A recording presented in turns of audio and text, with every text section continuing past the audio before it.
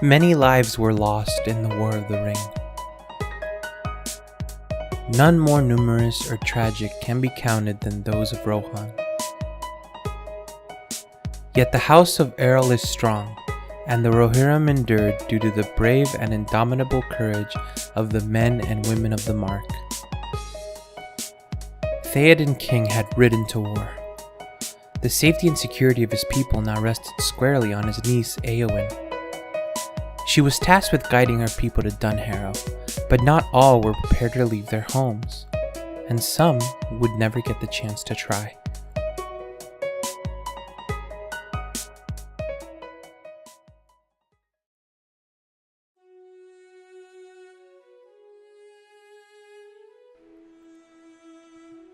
Entwade had long served as the gateway to the Eastfold, and Thane Edric was its keeper.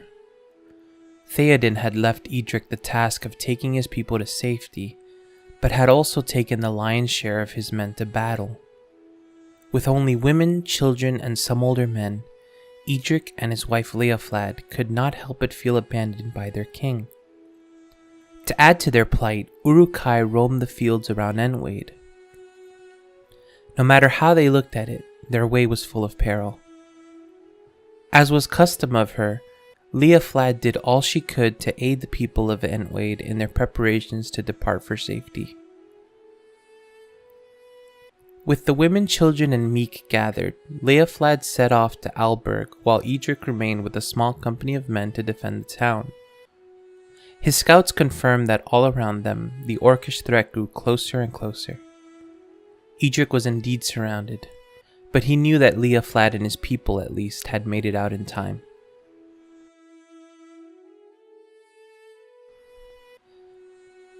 As luck would have it, Edric's men found a man hiding within one of the privies of the town. His name was Egelman, and he had stayed behind to help in the defense of the town. Edric knew this man was not a warrior, and demanded he make for Alberg to rejoin Leoflad, despite his protest.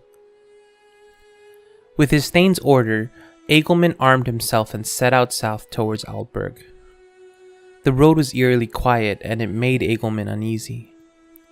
He soon found overturned carts and supplies upon the road and quickened his pace. Leoflad had been with women and children. At his pace, he should have caught up to her by now.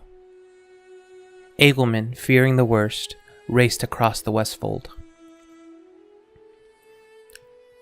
He arrived at a small farm on the side of the road where farmhands were busily packing their carts. To his peace of mind, they had seen Leoflad's company along the road. With that reassurance, Egelman continued. But what he saw shortly after broke his spirit.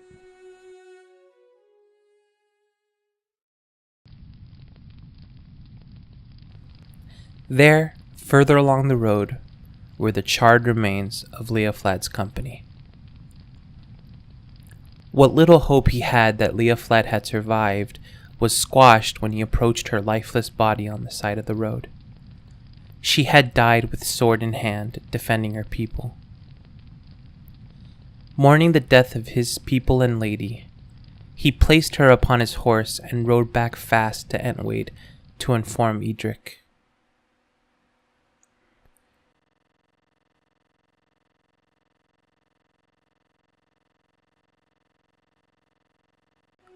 When Egelman opened the doors to the mead hall, Edric's face turned from annoyance to horror as he saw whom Egelman carried.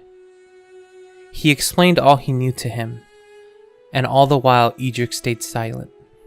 A fury now burned within him. Everything had been lost, all because Theoden had left him and his people to die.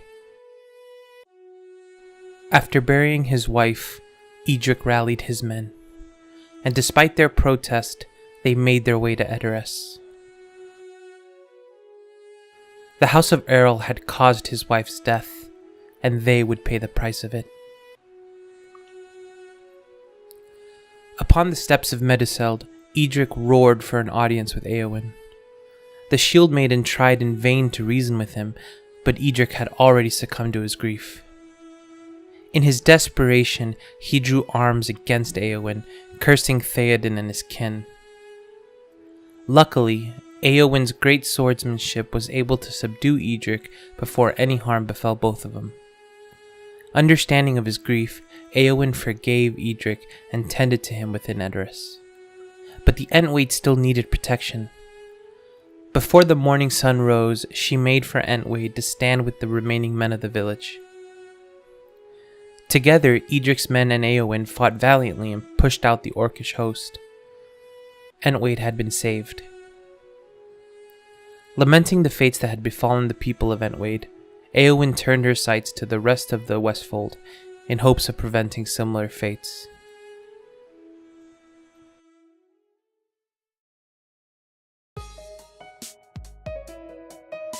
Thus ends the chronicle of Edric and Leoflad, two people who lost everything in defense of their people.